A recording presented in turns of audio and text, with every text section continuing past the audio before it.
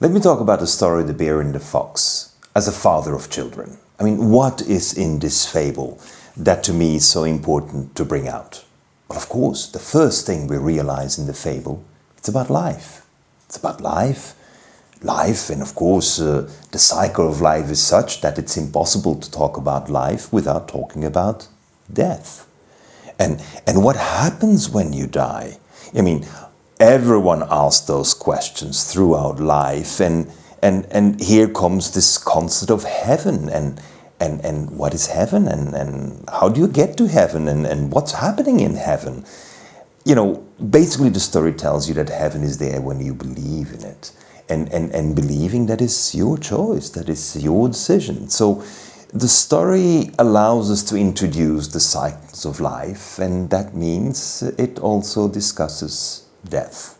But how do we live? That's the second important factor that we're laying out in this fable, because how are we going to live together? And living together, you know, again implies the good and the bad, and one of those bad things that is always being debated is stealing. Now, it's very interesting that stealing has different definitions in different cultures, and this story kind of shares an insight of how, for example, stealing could also be considered as having way too much than you need. And how you have a responsibility, if you have a lot yourself, that you have a responsibility to share. It's a very fundamental principle in life. To share with others if you have too much. And the capacity of sharing is very important.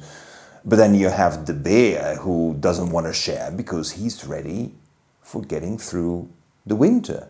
And in the winter he must accumulate a lot of weight in order to wake up 3-4 months later actually having consumed all the excess fat that he or she has been accumulated. So the whole definition of storing, keeping for yourself, accumulating, sharing, stealing, it helps us to discuss different religions.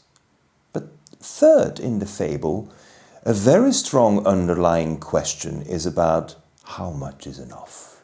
I mean, do you really need to accumulate more stuff, or is it more important to be healthy and happy and secure, that you have resilience? Because the story of the bear wanting and needing to eat so much fish at that very moment is because he needs to be resilient. He needs to be resilient for the cold winter, for the tough times. And accumulating, saving, is not the same as excessive consumption. It's not having too much and always wanting more and more stuff around you.